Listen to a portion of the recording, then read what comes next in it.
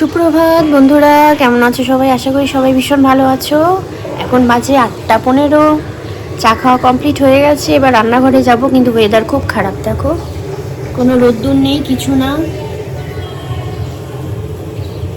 পুরো একদম ঝিমিয়ে রয়েছে আকাশ, মেঘলা হয়ে। কোথাও মনে হয় ঠান্ডাটা না আটকে রয়েছে, একটা ঠান্ডা ঠান্ডা অনুভব, কিন্তু সেই যে হাড় কাঁপুনি দিয়ে একটা ঠান্ডা, সেটা এখন অবধি আমরা অনুভব করিনি। মাঝরাতে যদিও টেম্পারেচারটা অনেকটাই নেমে যাচ্ছে, 17-18 এরকম, কিন্তু তখন আর লাভ কি, তখন তো আমরা শুয়ে আছি। সারাদিনের ওয়েদারটাই তো আর কি গায়ে লাগে, যে রোদ্দুরে বসা, তো রোদ্দুরের আমেজ নেওয়া শীতকালে, সেটা এখনও অবধি হয়নি। তো আজকে রান্না সেরকম ঝামেলা নেই, রান্না মোটামুটি সবই রয়েছে একটু একটু করে। আর আরও নেই কেন, সৌমিক খেলা আছে, সৌমিকের, ও খেয়ে বেরিয়ে যাবে হয়তো মাছ ভাজা ভাত ঘি দিয়ে খেয়ে বেরিয়ে যাবে।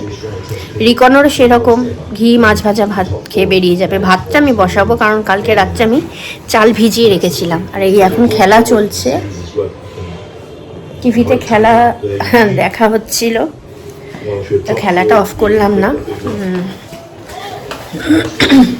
চালটা আমি ভিজিয়ে রেখে দিয়েছিলাম রাত্রিবেলাতে। এই দেখো, চালটা একটু ভালো করে না ভিজলে না তোমার ভাতটা ভালো হয় না। আর ততক্ষণে আমি আজকে শুধু ভাতটাই করব। বাবা, সকালবেলায় এত বাসনের আওয়াজ না ভালোও লাগে না আমার। তো আর কিছু করার নেই, আমি ওই মাছ ভাজা খেয়ে নেবো। তাও কালকের পাবদা মাছ রান্না রয়েছে, একটু ফুলকপি রয়েছে, তারপরে তোমার আর সকালবেলা যে করেছিলাম না রুটির তরকারি, ওইটা রয়েছে।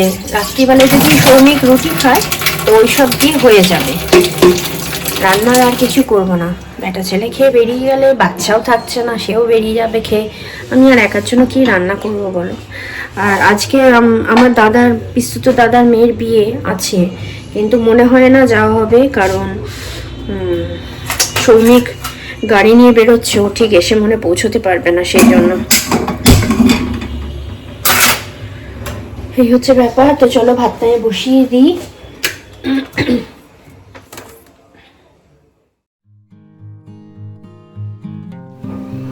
রিকন স্কুলে বেরোবে, তো জামাটা যেহেতু কাঁচা হয়েছিল, আমার ইস্ত্রি করা হয়নি, তাই এখন সকালবেলা কাজও নেই, যখন সেরকম অত চাপ নেই কাজে, তাই এখন আয়রন করে দিচ্ছি। যখন যেই জামাটুকুনি দরকার হয় আমি বাড়িতেই আয়রন করে দিই। যেমন সৌমিকেরও যদি মনে হয় যে কোনো জামা আয়রন করে পরে যাবে অফিসে, ও তৎক্ষণাৎ করে নিয়ে তারপরে পরে নিয়ে বেরোয়। আগে থেকে করে রাখলে না, মানে জানি জিনিসটা গোছানো থাকে, কিন্তু বাবুদের তো গোছানো ওয়ার্ড্রপ পছন্দ হয় না, ওদের এলোমেলোটাই পছন্দ হয়, ভালো লাগে। তো আয়রন করে রেখে লাভটা কি, যখন যেটা পরবে তখন সেটা আয়রন করে নিয়ে পরে বেরোয়। আমাকে অবশ্য সৌমিকেরটা করে দিতে হয় না, রিকন যেহেতু এখনও পারে না, তাই রিকনেরটাই করে দিই। আমাকে বিয়ের পর থেকে সৌমিকের কোনো কাজই করতে হয় না, মানে ওর জার্সি প্যান্ট কাচা ধোয়া মেলা থেকে শুরু করে বা নিত্যদিনের জামা কাপড় কাচা কিছুই করতে হয় না, সবটাই নিজেই করে, শুধু মেলে তুলে রাখি আমি। এই বাসনগুলো এমনি এখানে রেতে পড়েছিল, এগুলো ইউজ হয় না, এগুলো কি করবো, এই যে উপরটায়, এই যে উপরে শিফট করে দেবো, তবে ওরা বেরিয়ে যাক তারপরেই করব। আমার ভাত রান্না হয়ে যাচ্ছে, শুধু মাছ ভাজা করব, মাছটা এখন আসেনি, আসুক তারপরে।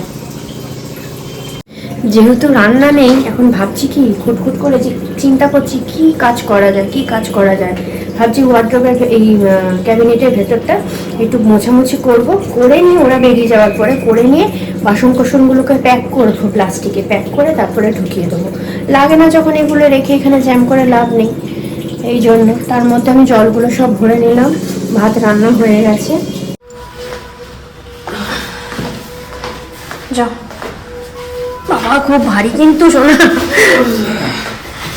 জল খাবে, টিফিন খাবে, টাটা। হ্যাঁ টাটা। তো সপ্তাহের প্রথম দিন রিকন স্কুলে বেরিয়ে গেল।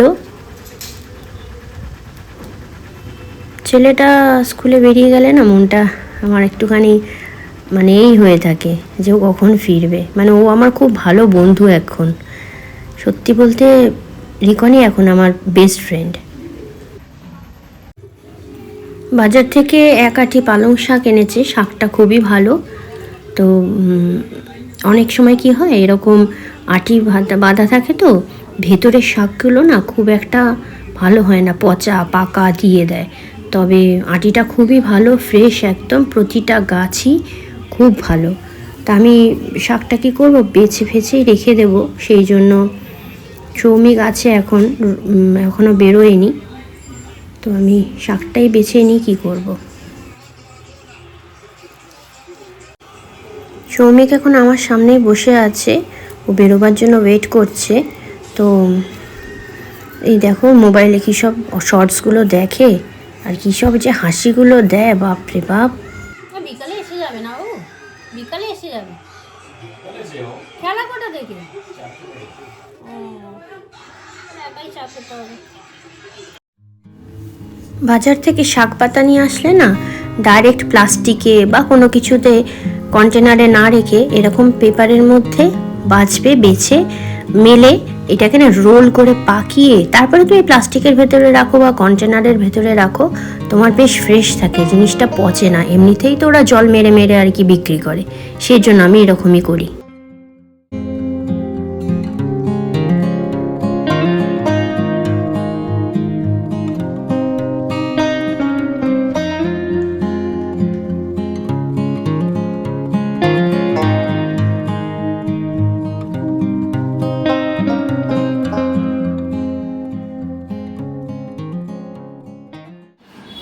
ব্যাস এবার সৌমিকেরও বেরোনোর সময় চলে এলো। জলটা ধরো।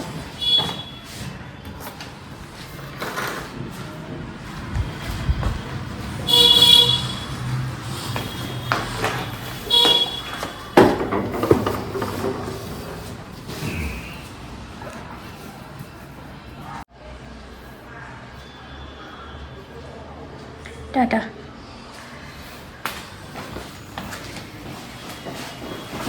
হ্যাঁ এসো, বাই বাই বাই। ব্যাস সৌমিকও চলে গেল, এবার বাড়ি পুরো ফাঁকা। ওরা অ্যাকচুয়ালি সবাই খেলার মধ্যে থাকে, তো অ্যাকচুয়ালি খেলোয়াড় মানুষরা খেলার মধ্যে থাকলে না ওদের মনটাও ভালো থাকে, ওদের রিফ্রেশমেন্ট এটা হচ্ছে। যাক, এরকমভাবেই জীবন চলুক।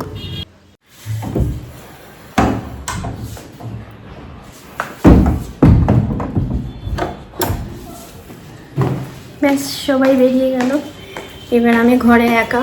সব সন্ধেবেলা রাত্রিবেলা ঢুকে এরকম সময় কাটে না, জানো তো, একাকিত্ব লাগে।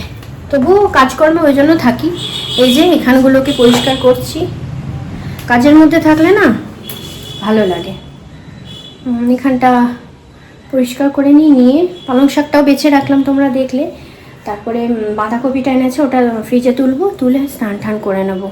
নিয়ে রিকনের তো লেখাটাও লিখতে পারবো না, আজকে স্কুলে আছে সেই সাবজেক্টটা, নিয়ে গেছে ওই জন্য। তো দেখি কি করা যায়। ওরা থাকলেও আমি বেরোতে পারি না, আবার না থাকলেও না বাড়িতে সময় কাটে না, এরকম অবস্থা। এগুলো কী বলো তো, অ্যাকচুয়ালি অভ্যাস। আর আমার এই হঠাৎ করে কি মনে হয় ওয়েদারটার জন্যে মাথার থেকে এই পেছনটা, এমনিতে এই দিকটা আমার স্পন্ডিলাইসিস আছে, যন্ত্রণা করে মাঝে মাঝে, আর মাঝে মাঝে একটু না চক্কর দেয়। যখন চক্কর দেয় তখন এই মাথার এই ব্যায়ামগুলো করতে থাকি, এমনি সময় আর করি না, মাথার যন্ত্রণা করছে, এই ঘাড়ের এখানটা ব্যথা করছে আর মাথার এখানটা ব্যথা করছে, স্পন্ডিলাইসিসের জন্য। বুঝতে পেরেছি, এরম করে কাজকর্ম করি তো ঘাড়ের ওপর তো খুবই প্রেশার যায়, ওই জন্য। ভারী তোলা বারণ, তাও ভারী তুলতে হয় মাঝে মাঝে। তা চলো এখন রাখি। ওয়েদারটাও না কীরকম লাগছে, একটা ভালো কটকটে রোদ ওঠেনি, কীরকম মেঘলা মেঘলা টাইপের।